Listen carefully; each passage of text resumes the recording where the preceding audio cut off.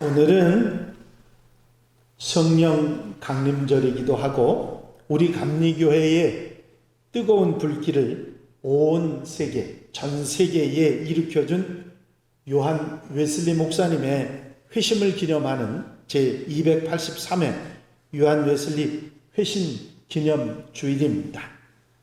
요한 웨슬리 목사님은 여러분들이 잘 아시는 대로 그 생애가 한마디로 표현하면 뜨거운 열정적인 삶이었다, 그렇게 말할 수 있는 분입니다.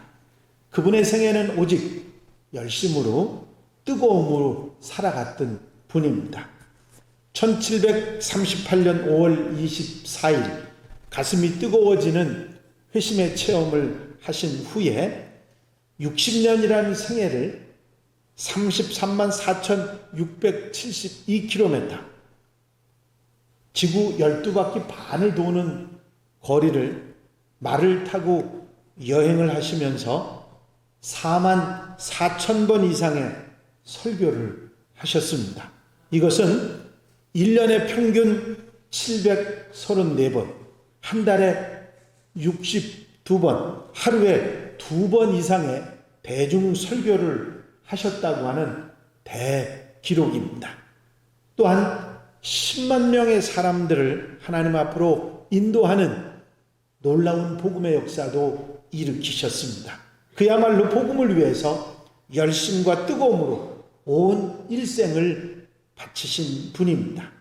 세계의 모든 감리교회가 해마다 5월 24일 들어있는 그런 주간을 요한 웨슬리 회심주일로 지켜오는 것은 그분이 가졌던 이 뜨거움, 이 열심을 본받아서 우리도 그분처럼 값진 신앙을 가지고 일생을 살아가자고 하는 다짐을 하기 위해서입니다.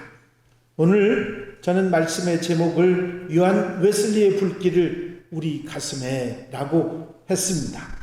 우리의 가슴에 요한 웨슬리 같은 뜨거움과 열심을 가지고 살아가자는 말씀입니다.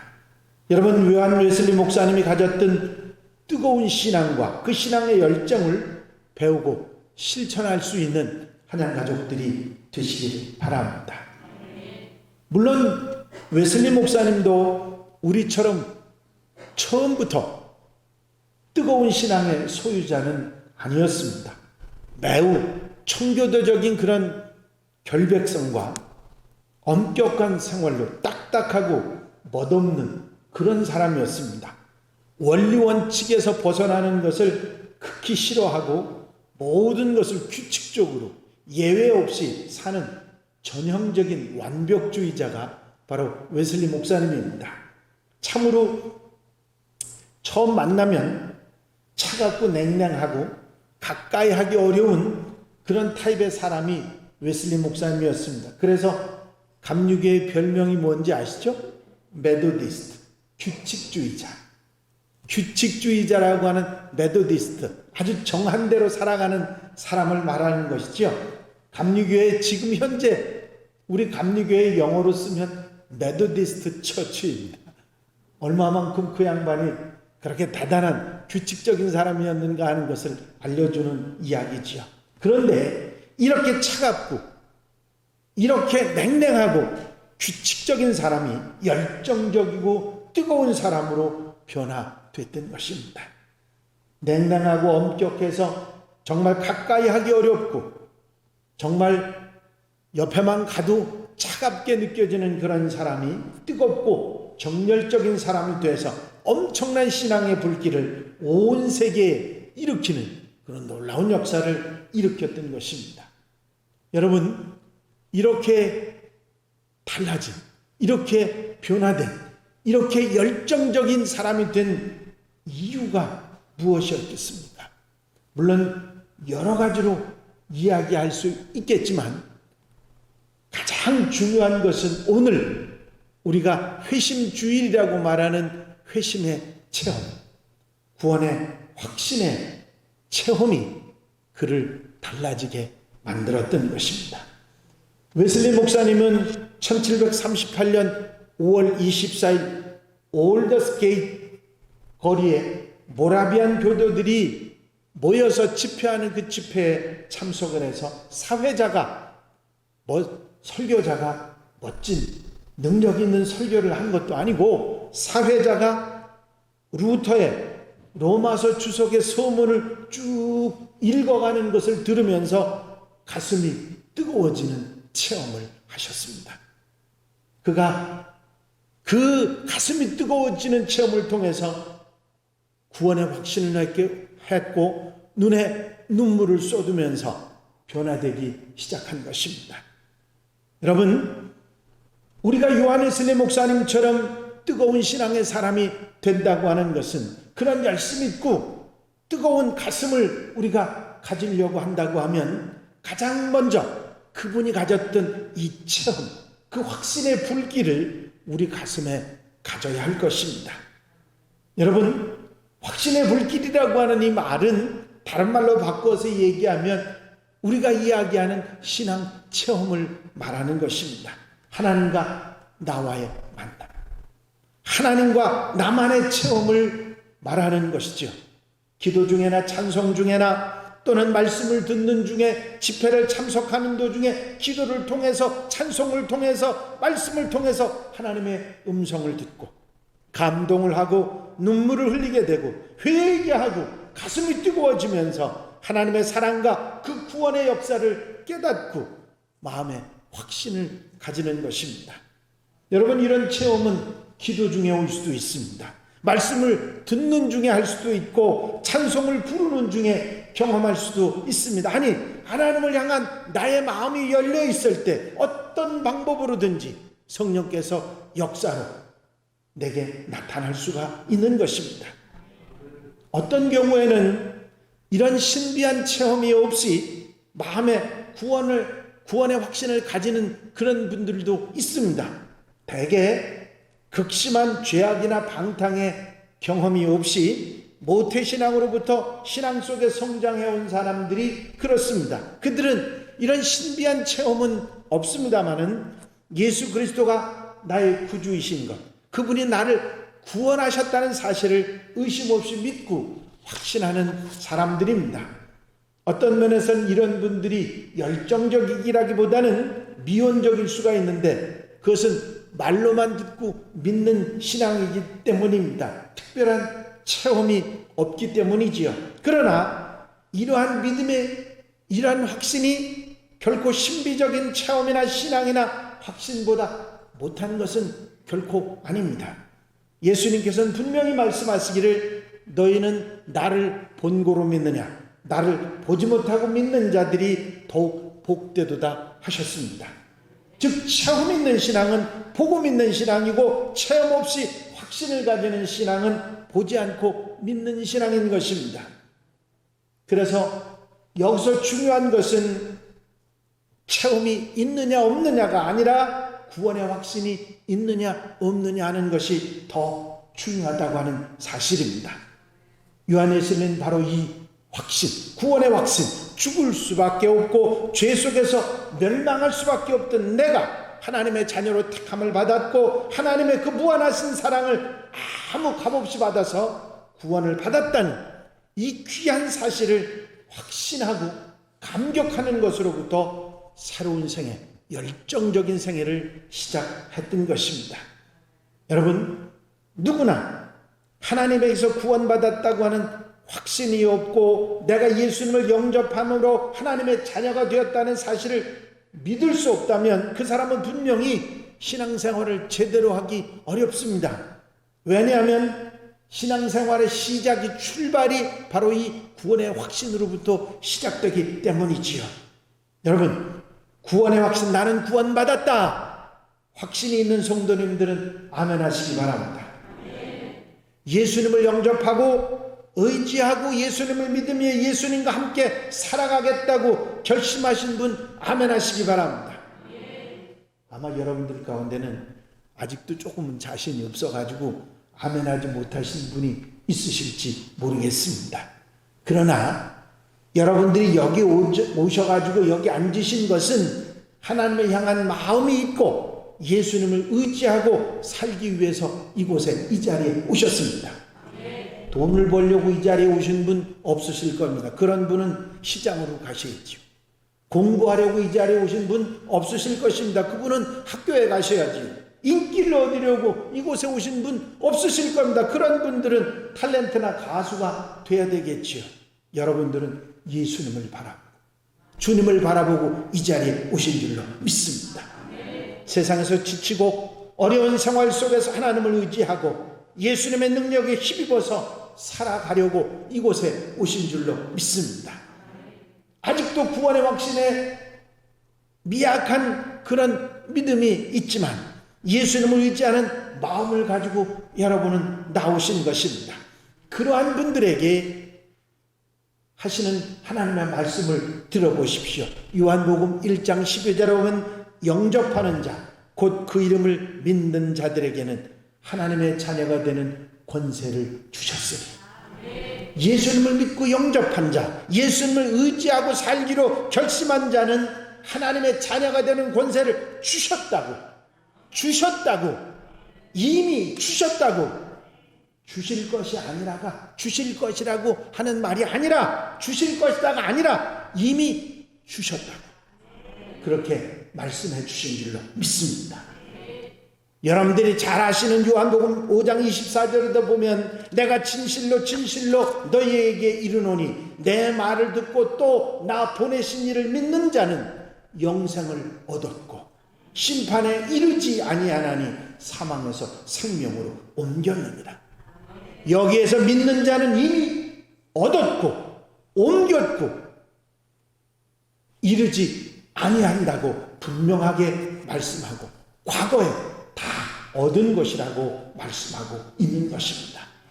여러분, 내가 예수님을 의지하고 주님을 바라보고 살려고 생각한 그 순간, 그 결심이 있었던 그 순간에 우리는 영생을 이미 얻은 줄로 믿습니다.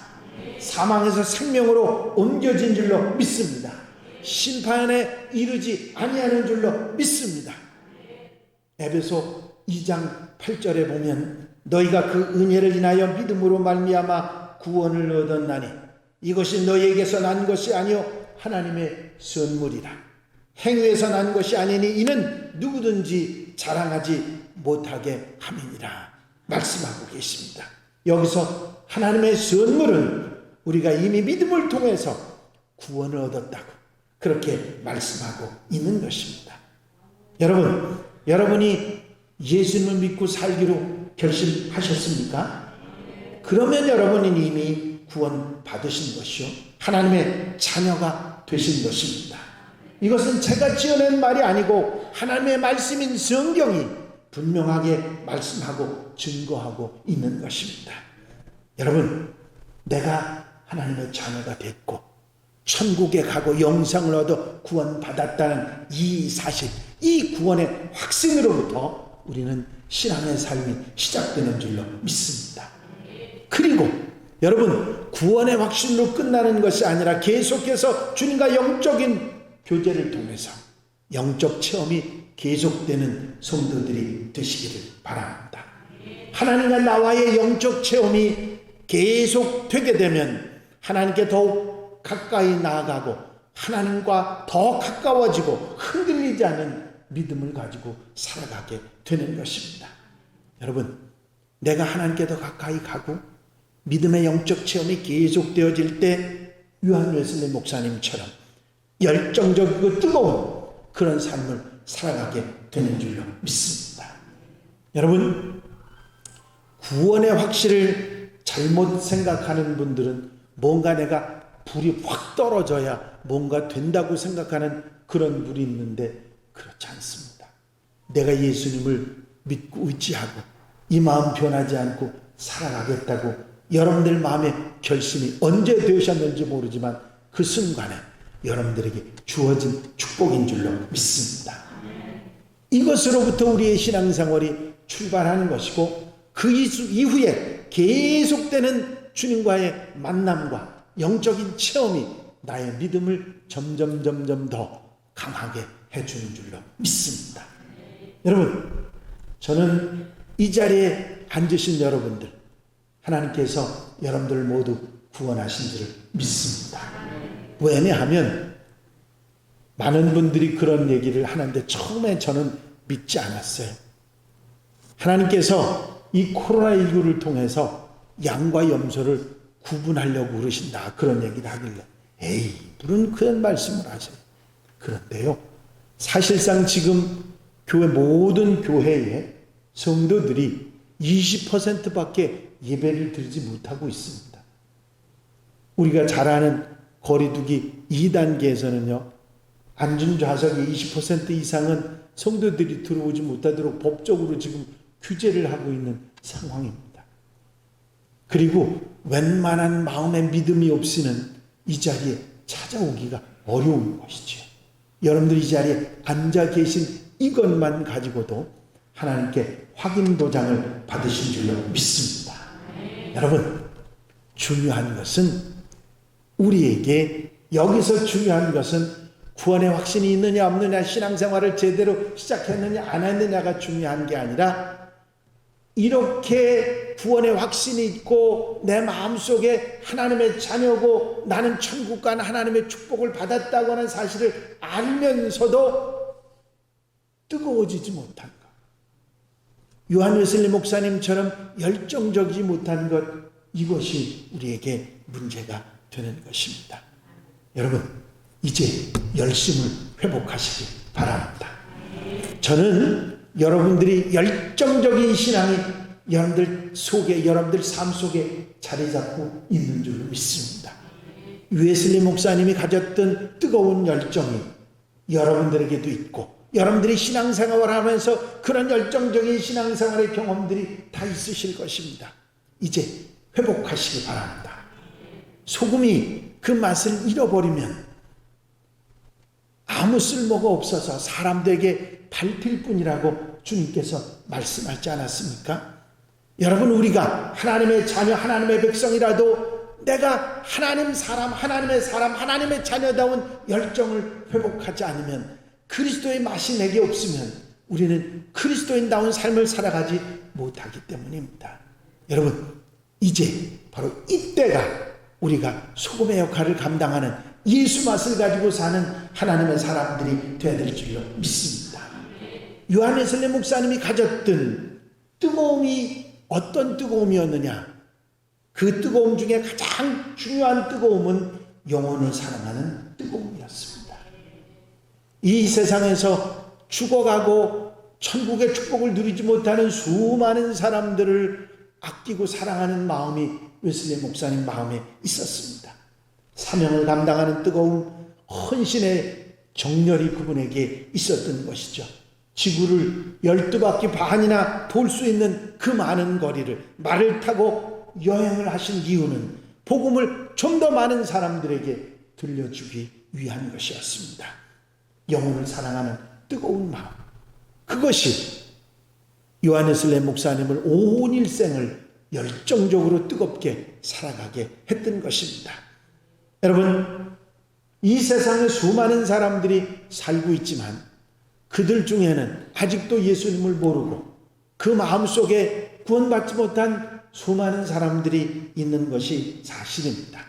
웨슬리 목사님은 60년의 모든 생애, 남은 생애를 복음을 전하기 위해서 온 열정을 다 쏟아 부었던 것입니다.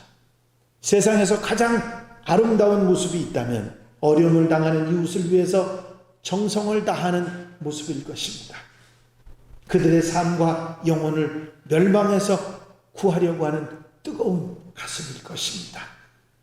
특별히 아무 상관도 없는 피부색이 다르고 언어가 다르고 생활 습관이 다른 그런 이방인들을 위해서 생명을 걸고 복음을 전한다고 하는, 그들을 사랑하는, 그들의 영혼을 사랑하는 뜨거움이 없이는 결단코 할 수가 없는 것입니다.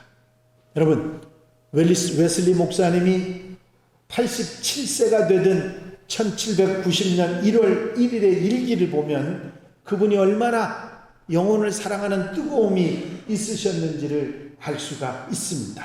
나는 이제 머리에서 발끝까지 노쇠한 늙은이다.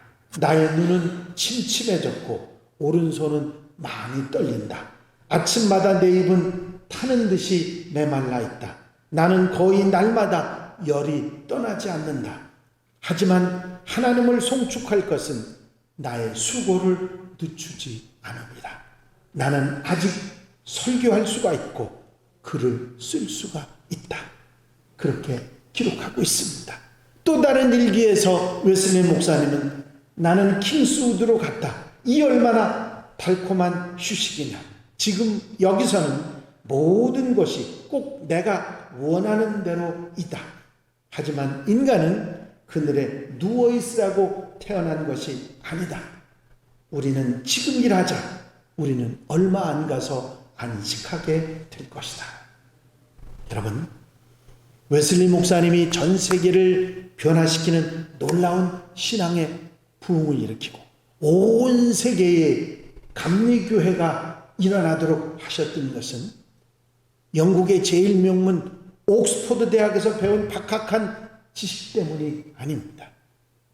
바로 그 영혼을 사랑하는 뜨거운 열심 때문이었습니다. 사명을 위한 열정적인 그 정열이 이루어낸 결과였던 것입니다. 여러분, 사실 웨슬리 목사님은 고지식하고 마음이 좁은 그런 사람이었습니다. 선교사로 미국에 갔다가 여자 문제 때문에 되돌아와야 했던 보잘것없는 인물이었습니다. 하지만 웨슬리 목사님이 구원의 확신을 가지고 뜨거운 신앙의 체험을 얻은 후에 뜨거운 열심을 가지고 일했을 때 이 놀라운 역사가 일어났던 것입니다. 온 영국을 변화시키고 온 세계를 변화시키고 달라지게 만드는 역사를 이루어 내셨던 것입니다. 여러분, 그분은 본문에 나오는 사도 바울처럼 온 일평생이 열심으로 계속된 그런 분이었습니다.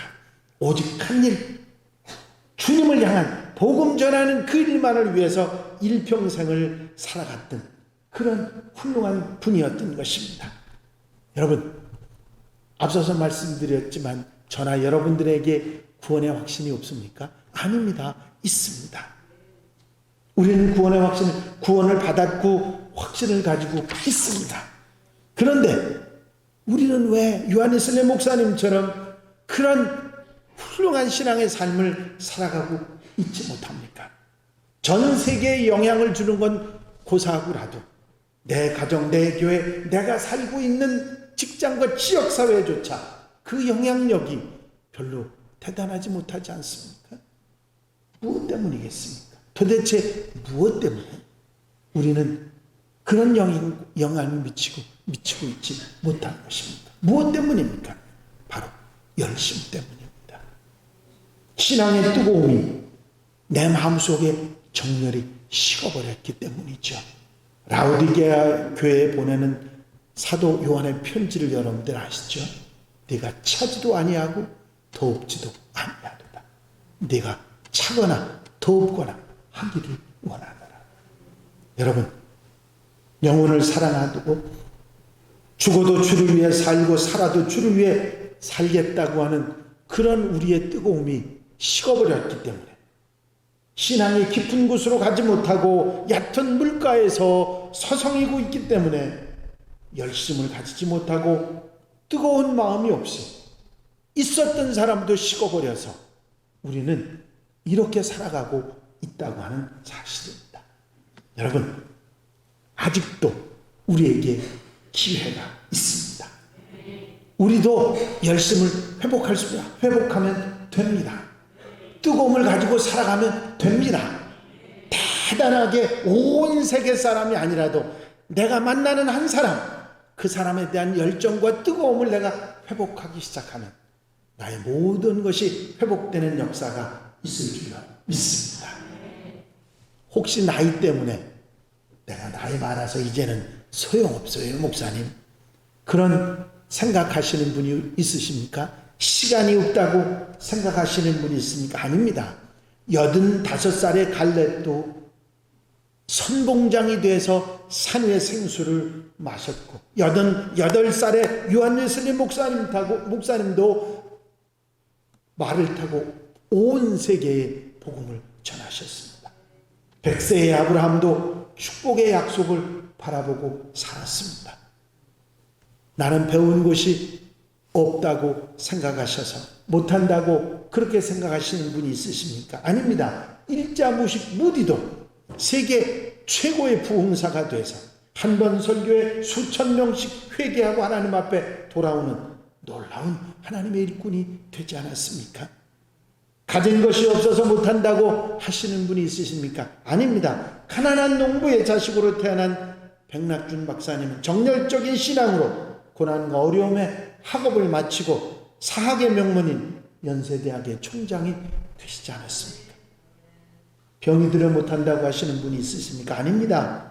천막 속에서 몸부림치며 폐병으로 고생하시던 조영규 목사님은 한국 최대의 교회를, 세계 최대의 교회를 이루시지 않았습니까? 우리에게 필요한 것은 나이가 아닙니다. 재산도 아닙니다. 지식도 아닙니다. 내가 영혼을 사랑하는 요한웨슬리 목사님 같은 뜨거운 열심이 우리에게 있어야 하는 것입니다.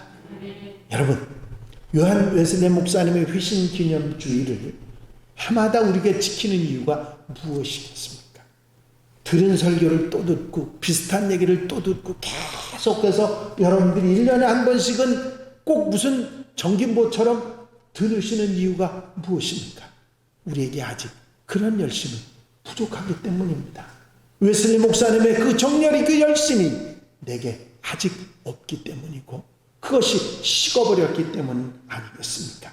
여러분, 다시 회복하는 여러분들이 되시기를 바랍니다. 두 번 오지 않는 인생 부끄럽지 않게 보람있게 영혼을 사랑하며 하나님을 위해 살아보겠다는 신앙의 정열을 회복하는 여러분들이 되시길 바랍니다. 뜨겁게 기도하고 헌신적으로 봉사하고 영혼을 사랑하는 뜨거운 마음으로 전도하는 그런 성도, 그런 교회, 부흥이 안 될래야 안 될 수 없는 것이죠. 여러분, 오늘 요한웨슬리 회심주일 목사님의 그 뜨거움을 다시 한번 여러분들 가슴에 담고 회복할 수 있는 하나님의 사람들, 한양가족들이 되시기를 바랍니다. 제가 우리 교회 올해 50주년 희년의 해라고 말씀드렸지 않습니까? 희년이 무엇을 말하냐면 모든 것을 회복하는 해입니다. 여러분, 우리 교회가 회복이 돼야 합니다. 옛날 얘기하고 살 때가 아니고요. 이제 우리가 회복하는 교회가 되고 내 신앙도, 내 삶도, 내 가정도 회복이 돼서 이 열정을 가지고 살아가는, 뜨거움을 가지고 살아가는 하나님의 백성들 다 되시길 바랍니다. 요한웨슬리 목사님이 그렇게 귀한 역사를 이루셨던 것처럼 여러분들을 통해서 하나님의 역사가 일어나는 놀라운 은혜가 있을 줄로 믿습니다. 기도드리십니다.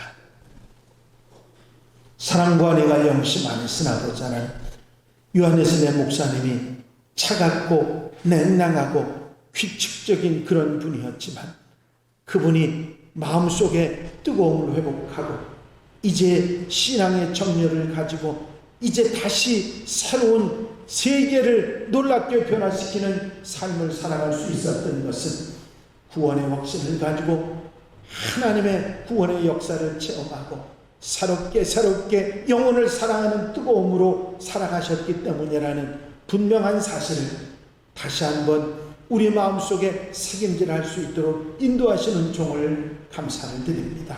사랑하는 성도들, 우리 한양 가족들 마음 심령들 속에 웨슬리 목사님 같은 뜨거움을 회복하고 새롭게 되는 역사가 있게 하여 주시옵소서. 그리하여 가정과 교회와 우리가 살아가는 모든 삶의 주변이 새롭게 되는 역사, 뜨거움의 역사가 일어날 수 있도록 인도해 주시옵소서. 우리 교회가 50년, 10년을 맞이하면서 이제 이런 신앙의 열심도 회복할 수 있게 하여 주시옵소서. 회복을 통해서 하나님의 역사가 새롭게 일어나는 역사가 있게 하여 주시옵소서. 주님께서 사랑하는 성도들 마음, 심령, 생활 속에 뜨거움의 역사로 회복시켜 주실 줄로 믿사옵고 예수 그리스도의 이름으로 기도하옵나이다. 아멘.